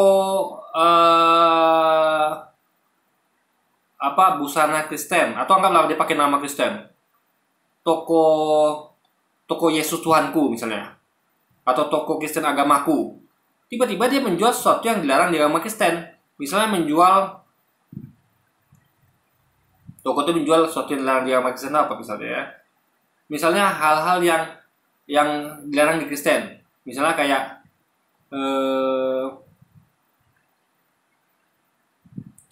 Misalnya kayak apa yang dilarang di Kristen ya, gampangnya. Nah, misalnya dia menjual kayak apa, buku Quran misalnya, dia menjual Quran atau menjual kitab-kitab hadis. Sebenarnya itu nggak dilarang sih, ya nggak bagi Kristen kan dilarang sebenarnya Quran dan hadis. Sama kita juga ngelarang kitab, baca kitab dan ini dilarang. Cuman yang nggak boleh kan mengimani. Anggaplah apa yang dilarang ya kayak yang nggak boleh itu misalnya kayak jual patung Yesus, tapi patung Yesusnya itu telanjang misalnya. Karena patung Yesus itu kan masih memakai kain kan untuk nutupin apanya gitu kan. Nah, tapi ini memang telanjang gitu, suatu yang dilarang di agama Kristen. Apakah bisa coba? Sedangkan nama tokonya adalah toko Yesus Tuhanku atau toko Kristen agamaku. Atau pakai bahasa Kristen lah, toko Haleluya misalnya, toko Shalom misalnya. Tapi jual barang yang dilarang di agama Kristen. Misalnya kayak patung Yesus telanjang bulat atau foto Yesus telanjang bulat. Coba, boleh nggak? Kan nggak boleh, guys. Karena dilarang, udah identik. Nama Haleluya, nama Shalom, apalagi yang identik sama Kristen. Atau Advent, atau Protestan. Misalnya toko Protestan. Misalnya toko Protestanku, misalnya. Menjual patung atau foto Yesus telanjang bulat. Yang dilarang di agama mereka. Sama kayak dilarangnya makan babi di dalam Islam. Coba, boleh nggak? Kan nggak boleh, guys. Toko yang identik dengan nama-nama Kristen, Haleluyaku misalnya, atau Protestanku, atau Katolikku, menjual yang dilarang di agama Kristen, kan nggak boleh. Sama kayak toko yang sudah identik dengan Islam ya, kayak masakan Padang itu udah terkenal di Islam itu, Minang ya kan, menjual masakan babi misalnya, apalagi pakai nama babi ambo, ya nggak bisa loh ya kan. Makanya dia harus paham, harus bawa ke dirinya biar dia paham gitu kan harusnya. Justru harus didukung dong, dipuji dong. Lah ini enggak. Bagaimana negara ini mau maju kalau orang mau berkreativitas? Ya gini aja deh. Kalau Anda mau maju Luis ya, oke kita tabrak semua aturan ya. Jadi kreativitas itu boleh langgar aturan apa saja. Nah sekarang saya minta Anda buka toko Kristen. Bikin deh namanya adalah Haleluyaku ya. Atau Protestanku atau Katolikku. Lalu jual lah foto Yesus telanjang. Jual patung salib Yesus telanjang, atau apa lagi misalnya jual foto atau patung Bunda Maria yang pakai pakaian seksi yang nampak auratnya. Yang biasa kan kita tahu Bunda Maria itu kan tutup aurat ya, wanita suci ya. Saya cinta pada beliau ya, Bunda Maria, wanita suci yang kita kagumi bersama. Umat Islam juga mengagumi beliau. Kita mengenal sebagai Siti Maryam, ibu dari Nabi Isa atau Yesus. Lalu Anda ubah image itu dengan menjual patung atau gambar Bunda Maria yang pakai pakaian seksi atau telanjang sekalian. Kata Anda kan, ini kan kreativitas, nggak pernah ada sebelumnya. Kebetulan di area saya ini adalah orang-orang Kristen. Bisa nggak kira-kira? Atau kebetulan di area saya ini bukan orang Kristen. Karena bagi orang Islam misalnya boleh itu kan itu tidak agama mereka, boleh. Ini nggak bisa begitu, ya kan? Intinya adalah Luis ini nggak paham sesuatu yang nggak boleh dibuat di suatu agama yang identik dengan budaya tertentu itu nggak boleh dilakukan gitu. Makanya kalau Luis mau kreativitas, buat begitu, bisa nggak? Mau nggak? Pasti dia nggak mau. Makanya harus paham hal seperti ini ya. Jadi dia tuh harus belajar, banyak merasakan sehingga dia paham dan punya empati gitu loh, dan membawakan ke dirinya biar dia tuh merasakan ya, punya empati dan juga paham, guys. Untuk membuat sebuah usaha baru tapi justru dilaporkan ke polisi. Nah ini jelas nggak bisa.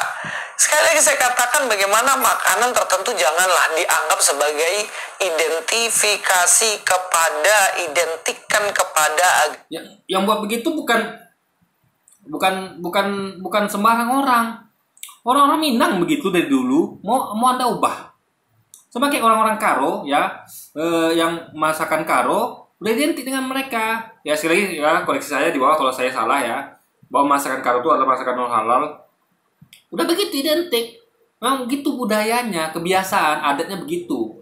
Kau cari masakan non halal, ya ke rumah makan Karo. Mau cari masakan halal, ya masuk ke rumah makan Padang. Itu sudah begitu bertahun-tahun, belasan puluhan tahun, bahkan ratusan ribuan tahun udah begitu. Ya, kenapa Anda mau coba-coba untuk utak-atik itu? Suatu hal yang menjadi kebiasaan, adat budaya setempat gitu loh.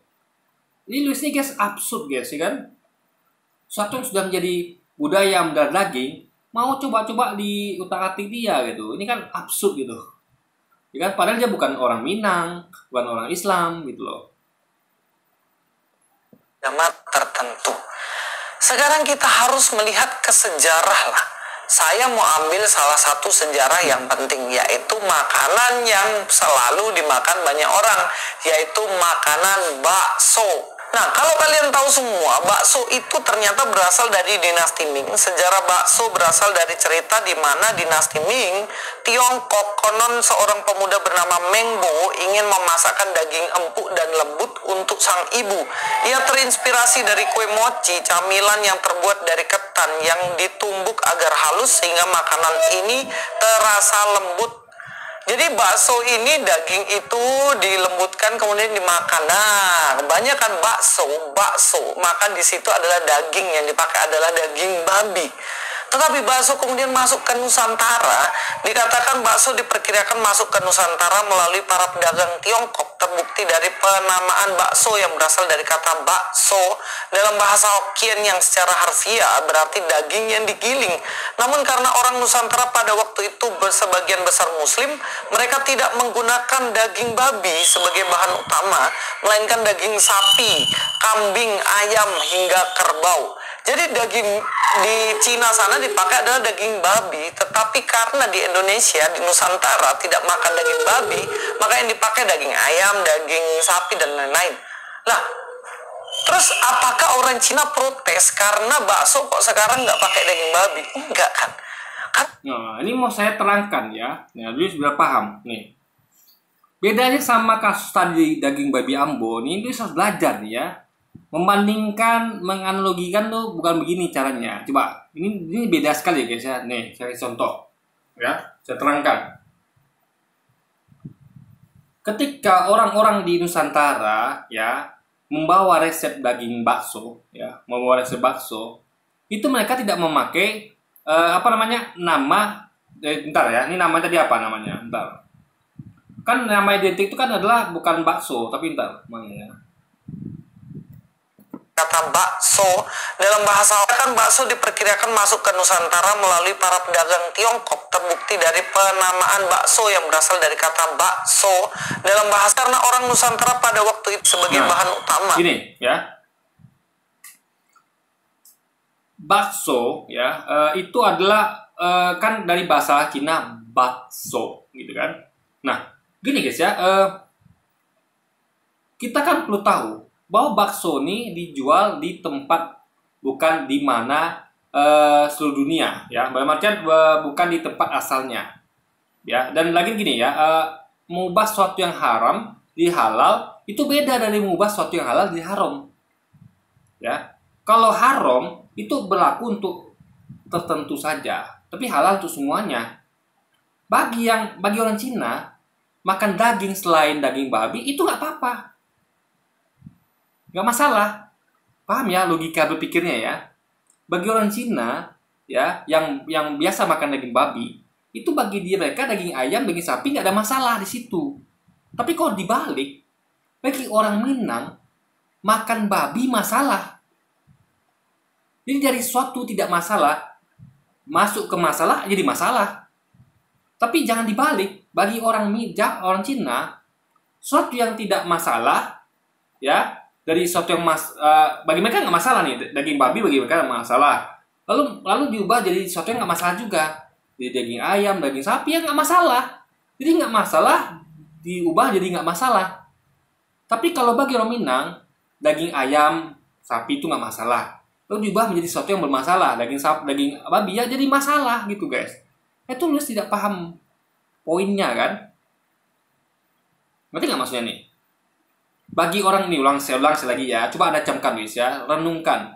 Bagi orang Cina yang menghalalkan daging babi, bagi mereka daging ayam, sapi itu tidak masalah. Seperti tidak masalahnya bagi mereka makan daging babi.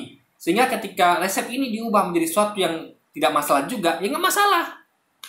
Toh bagi mereka daging babi nggak masalah, daging sapi, ayam nggak masalah. Tapi bagi orang Minang, ya daging selain ayam, daging masakan Padang kan daging halal, ayam, sapi, ikan dan segala macamnya. Diubah menjadi daging yang tidak halal. Yang ayam menjadi sesuatu yang bermasalah, ya bermasalah tibanya. Jadi itu yang tidak dimengerti oleh Louis. Jadi makanya orang Cina itu nggak ada masalah sama orang Islam Nusantara, nggak ada masalah, meskipun memakai resepnya. Nah, mereka justru bangga. Kenapa? Artinya masakan mereka, bakso mereka bervariasi, tapi tetap tidak bermasalah bagi mereka. Paham ya? Nggak masalah bagi mereka. Jadi mau bakso itu daging babi, mau itu bakso itu daging ayam, daging sapi, itu tidak masalah bagi mereka. Tapi ketika masakan Padang, ya yang awalnya daging ayam, sapi, ikan, tiba-tiba lagi babi, ya masalah bagi orang Minang. Gitu loh. Itu yang Louis tidak pahami. Nah, berarti kalau dalam konteks ini, berarti kita harus cari apa yang masalah bagi orang Minang, yaitu daging babi, berarti apa yang masalah bagi orang Cina. Berarti daging manusia misalnya. Jadi ada orang di suatu daerah itu membuat masakan namanya bakso, tapi pakai daging manusia atau daging kucing, yang di orang Cina mungkin tidak boleh bagi mereka. Itu di masalah. Barulah akan lihat nanti orang Cina protes. Kok resep kami, masakan kami bakso kok ada diubah jadi daging manusia atau daging kucing? Nah, sama kayak nggak bolehnya orang Minang makan daging babi. Kenapa Anda ubah daging ayam ikan sapi itu menjadi daging babi? Itu guys, cara menganalogikan atau membandingkannya. Bukan seperti ini gitu. Boleh dengan boleh. Bukan boleh dengan tidak boleh gitu loh. Paham ya?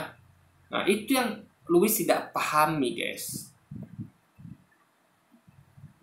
Melainkan daging sapi, kambing, ayam, hingga kerbau. Jadi daging di Cina sana dipakai adalah daging babi, tetapi karena di Indonesia, di Nusantara tidak makan daging babi, maka yang dipakai daging ayam, daging sapi, dan lain-lain. Nah, terus apakah orang Cina protes karena bakso kok sekarang nggak pakai daging babi? Ya nggak protes, karena bagi mereka nggak masalah daging ayam, daging sapi, daging apapun itu, gitu loh. Tapi kalau Minang daging babi bermasalah, itu yang Louis tidak pahami.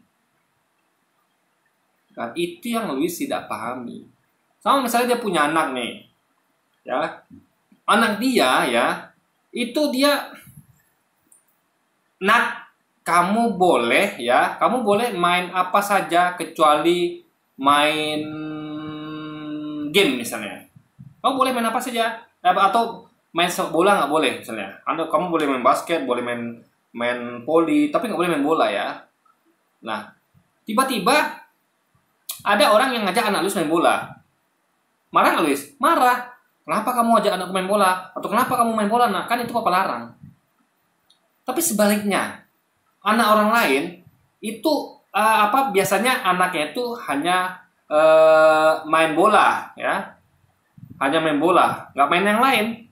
Nggak ada larangan orang tuanya untuk jangan main voli, jangan main basket, jangan main ini, nggak ada larangan ya. Boleh anaknya main apa saja. Cuman anaknya main bola aja biasanya.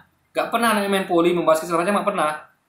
Ya, meskipun orang tuanya nggak pernah melarang, tapi anaknya nggak pernah main itu. Dia hanya taunya main bola saja. Tiba-tiba datang anak saya ngajak anak Louis anak Louis anggap itu ya, yang biasa main bola aja, tapi nggak pernah main voli, main basket. Lalu anak saya ajak itu. Ayo kita main basket yuk atau main voli. Nah, anak Louis yang nggak biasa main itu, yang biasa main bola, tiba-tiba diajak begitu, kira-kira Louis marah nggak sebagai orang tua? Dia nggak marah. Wong anaknya main bola boleh, main basket boleh, main voli boleh, kan silakan. Malah bagus malah kan? Anaknya tahu banyak olahraga, bukan hanya taunya bola aja. Karena orang tuanya atau Louis tidak pernah melarang anaknya main selain bola. Paham ya logikanya ya? Sama kayak orang Cina.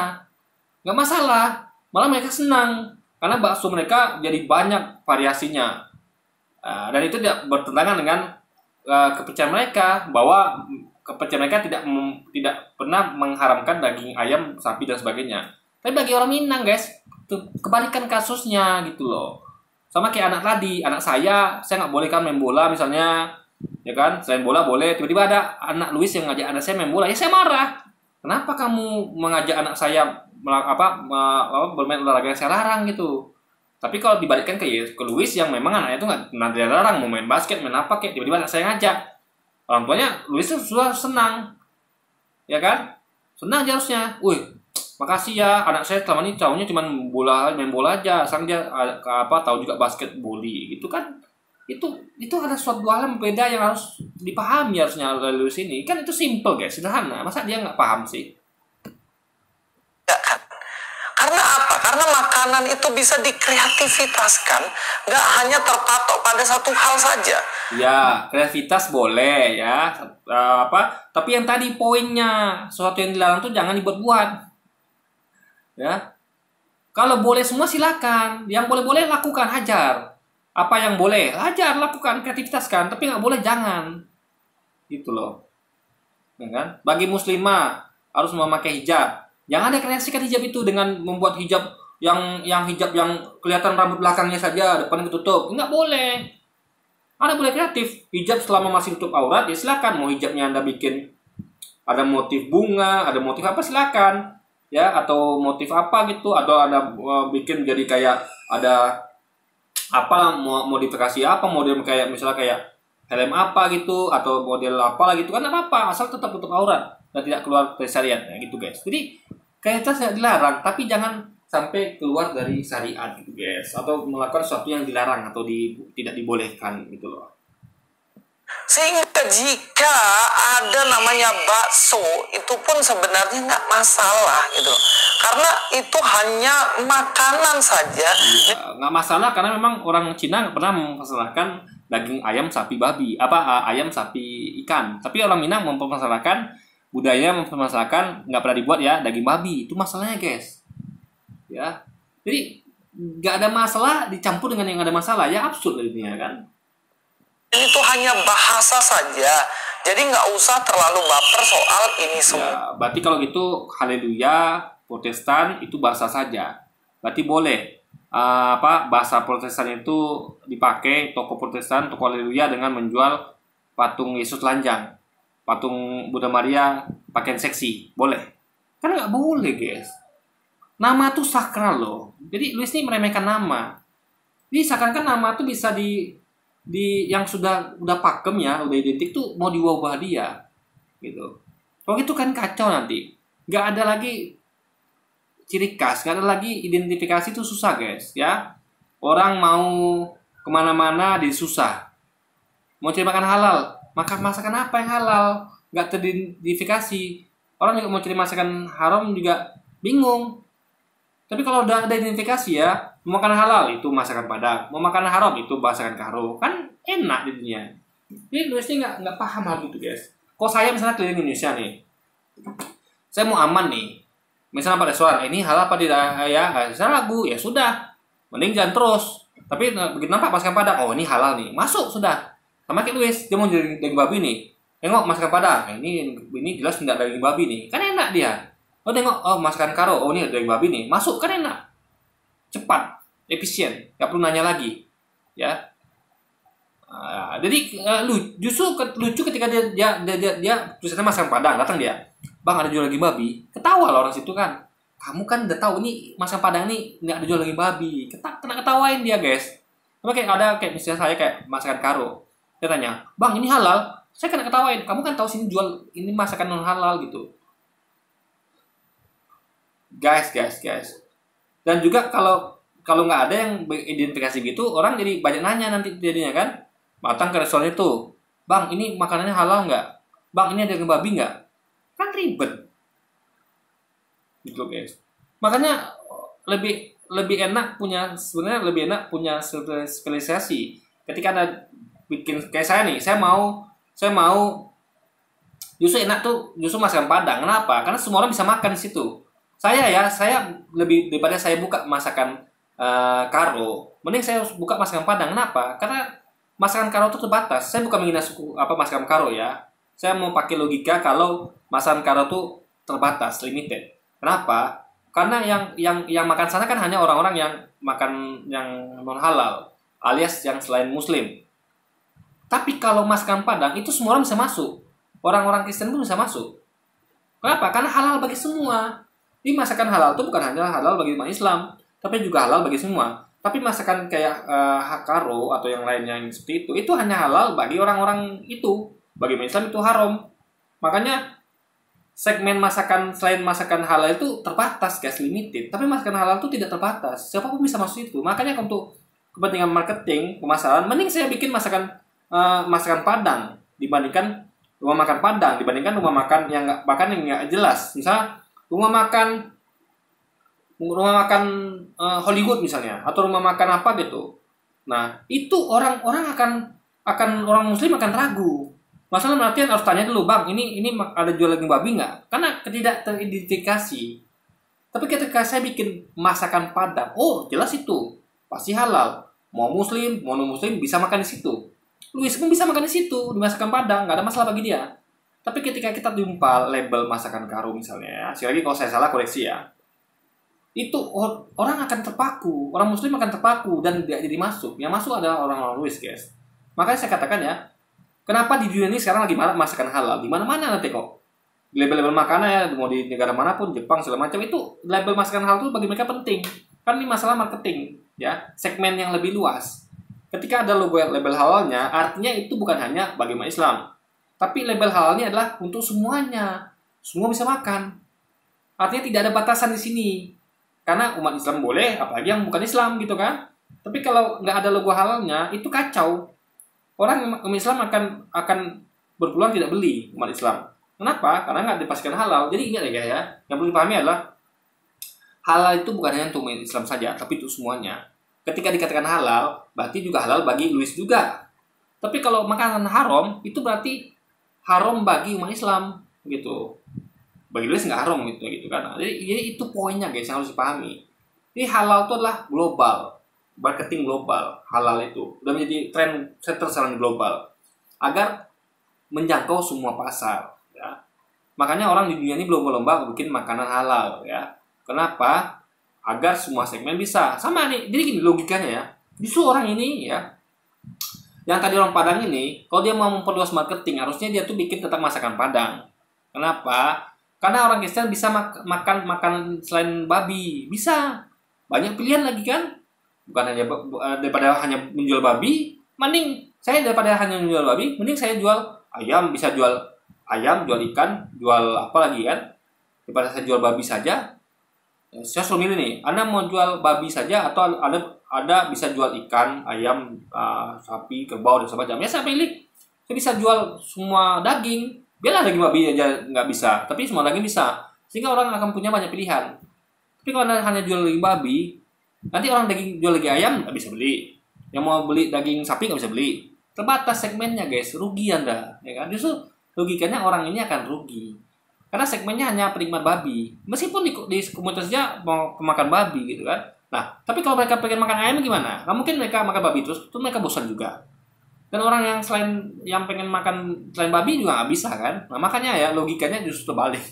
Kalau Anda mau rumah makan Anda laris, Anda harusnya jual makanan halal. Karena halal itu buat semua.